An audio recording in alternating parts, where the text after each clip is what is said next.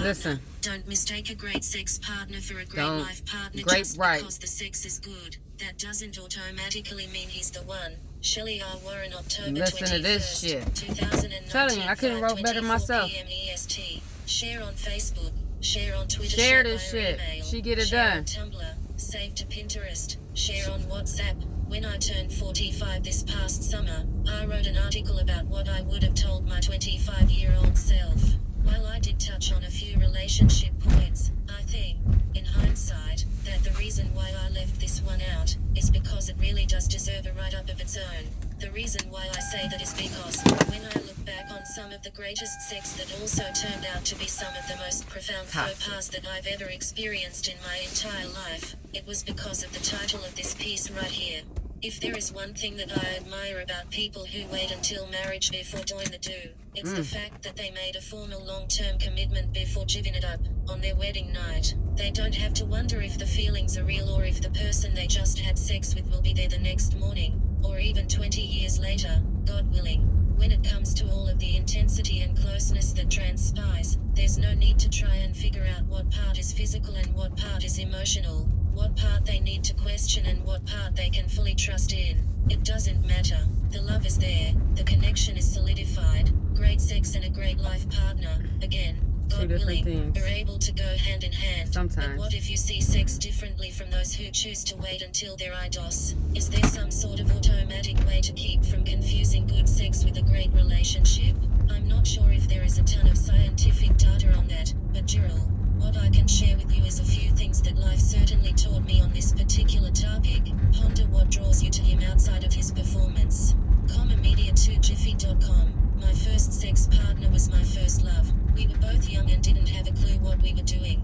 Plus, due to his immaturity, it took him a while to sign on to certain activities. Kindly refer to what? Only 35% of men go That's down. Crazy. Say it ain't so to get what I'm talking about. I think that's why my second sex partner was able to get, and get away with, so much. Y'all, when I say that man was fine, all tall, chocolate and freaky too. Although in some ways, we were homies, if you were to ask me what his greatest personality or character traits were, I'd have to sit on that. He was witty, I'll give him that. Still, it's not like I was mentally or emotionally altered for the best by his influence or anything.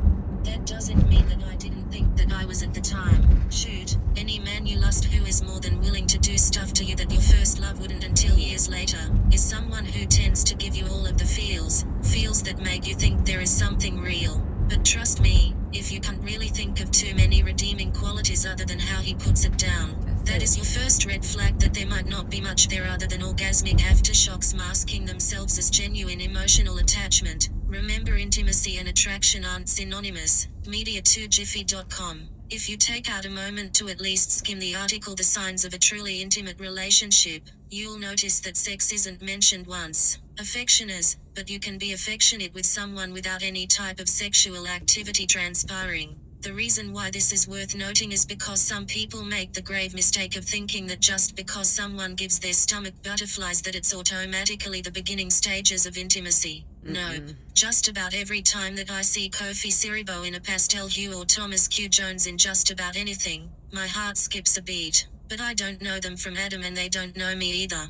Being attracted to someone simply means that they have some sort of quality that entices or allures. Intimacy? For real intimacy to happen, not only does it take time to cultivate, it has to go way beyond the physical. If the guy you're jonesing for isn't someone you can share some of your deepest secrets with, if he doesn't nurture and cherish you, and or if you aren't able to say that you two have a strong friendship and spiritual bond, and get this, he is able to say that he sees you the same way. Sure, the attraction may be strong, but that also might be all that is drawing the two of you together too. Don't go into sex with lots of assumptions. cdnsubistaqui.com.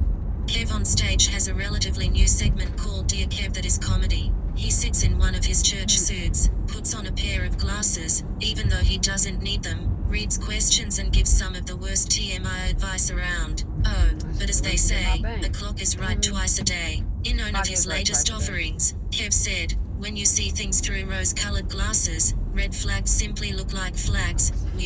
Somebody, sign up for that man's Patreon on that. I can't tell you how many women have told me how upset they are because a guy they were having sex with led them on by making them think that they wanted a future with them. When I ask them what the man did to cause them to think that way, very rarely do they bring up him saying I love you, him showing her off to his family and friends, or him even really taking her out or talking about the future. Usually what I get is a blank stare followed by, I mean, we've been having sex for months now. Then it's my turn to give them a blank stare. When I once asked a male friend how so many men can have sex with women who they care absolutely nothing about, he simply said, do you think it's emotional for me to go and jack off in the shower? Jack off in a shower, jack off in a girl. One simply feels better, but honestly, isn't always worth the headache. That might have been hard to read, but that doesn't make it any less true. For better or for worse, a lot of men can clearly tell the difference between someone who they thoroughly enjoy having sex with versus someone who they want to have a relationship with. Sometimes those two things are one and the same, sometimes they aren't. But what you don't need to do is be out here thinking that just because he loves the sex that it's a foreshadowing of him eventually falling in love with you. This brings me to my next point.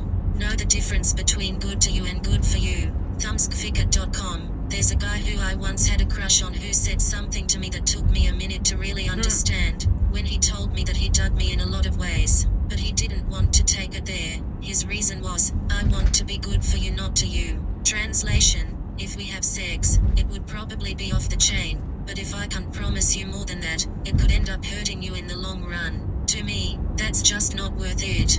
Oh, how those two little words, to and for, can totally alter a relationship. When a man is only looking for great sex, he may only care about being good to you. But if he's serious about guarding your heart, protecting a friendship and or building something substantial, he's going to do things that are good for you. If that means cueing Janet Jackson's Let's Wait a While, have you all seen her video Bootay Mac lately? He's still fine. Or even avoiding sex altogether, please remember your worth and value to know that sometimes there is true protection in that kind of rejection. If sex can't be good to you and for you, it's okay, recommended even, to take a hard pass, or receive one. Keep in mind that oxytocin is one hell of a drug. Media110.com. As often as I have the opportunity to do it, I share a video of a woman who provides some of the straight up insight on the physical consequences of sex that aren't discussed very often. For instance, did you know that if you have unprotected sex with two different guys within a few days, you will probably catch a cold because your body is made to only handle one set of sperm, therefore, it will abandon your immune system to get the other sperm out. Amazing. The moral is this: just because a lot of us may take a casual approach to sex, that doesn't mean that our body does. There are natural hormones like oxytocin that causes us to bond with our partner, no matter where our head may be at concerning him. That's why folks can have a one-night stand and end up damn near stalking the person the following week. They think it's an emotional connection when it could just be the oxytocin that's surging through their system. After all, they don't call it the love hormone for nothing. That said, one of my favorite quotes on hell is by an old English philosopher named Thomas Hobbes. He once said that, hell is truth seen too late. I can't tell you how many times an oxytocin high has caused me to not want to look at the real truth about a relationship, or situationship, that I was in. That denial caused me to send myself through some pretty hellish moments and experiences. It takes more than sexual compatibility to make something last. If you choose to not believe that, one way or another, hell is exactly what you are headed for. If not today, someday. If not with the current guy, another one. Avoid deep conversations in the bedroom. MediaJiffy.com. I'm gonna be straight up on this one. Unless you are a 16-year-old girl, I'm hoping you already know that it's a bit delusional and manipulative to wait until during sex to have first-time heartfelt and profound conversations. Just think about it. What exactly do you expect a guy to say to you when he's inside of you and you whisper, "Do you love me?" in his ear?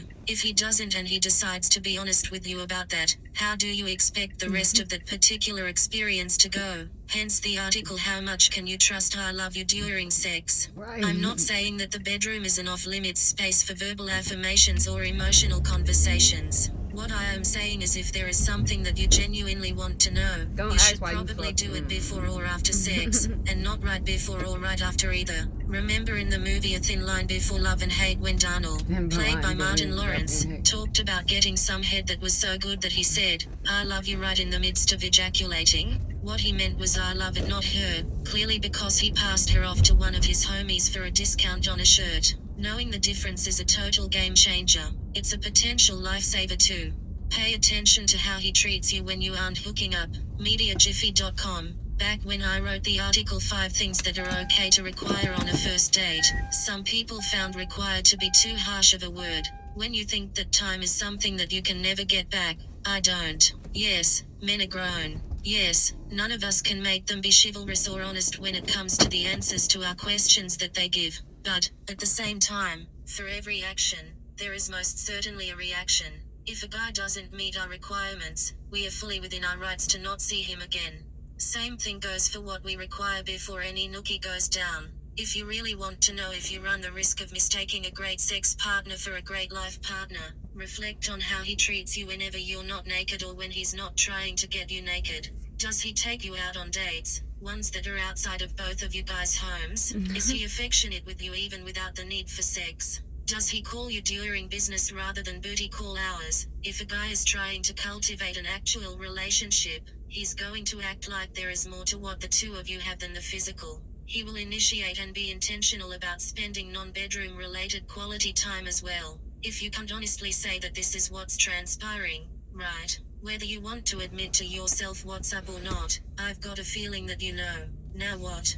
Check your own true motives and intentions. MediaJiffy.com. Sex is temporary. The experience, the feelings, all of it. That's why I am a firm believer that sex doesn't make love, sex celebrates love. In order for it to do that, love needs time to plant itself and grow. Moving on to my last point, if you're someone who desires nothing more than a good time, you're grown. Do you? But if you are truly feeling someone and you're thinking that sex is going to be the make love move to get him to want the same things that you do, that's quite the gamble. Please rethink that strategy. It's not fair to either one of you if you're going to use sex to try and create a mental, emotional and spiritual bond. Sex shouldn't be a tool to get a man to want to be with you. It should be an experience to enjoy once you already know that he does. I've been there when I say that a lot of us confuse a great sex partner for a great life partner because we weren't clear about our own true motives and intentions from the jump. If you want a relationship, work on building that before bringing sex into it. Because once he puts it on you, it's going to be harder to tell what's the sex and what's the relationship. And sometimes, trying to figure out the difference is like trying to pull two pieces of paper that are joined by glue apart. There will be remnants and bewilderment that could take weeks, if not months, to work through. And believe you me, no matter how good the sex might be, the fallout, even if it's only internal, simply isn't worth it. Not at all. Can you have great sex and a great life partner 100%? Should you use sex to try and make a great relationship happen? Absolutely not. If something lasting is what you want, let both of your emotions connect you before oxytocin does. You'll be able to trust your judgment a lot better that way. So, he want. Guess what? So true. It was so, I'm telling you, God be working in mystical ways. Because when I was first reading this article, I was like riding around earlier listening to it. So then guess what? I was in the store. My sex partner called me. I'm telling you, we ain't got months. We got decades. Decades. So sometimes you can have a life sex partner. My life sex partner, hey, going on, I know we got at least 3 decades in. We got 3 decades in.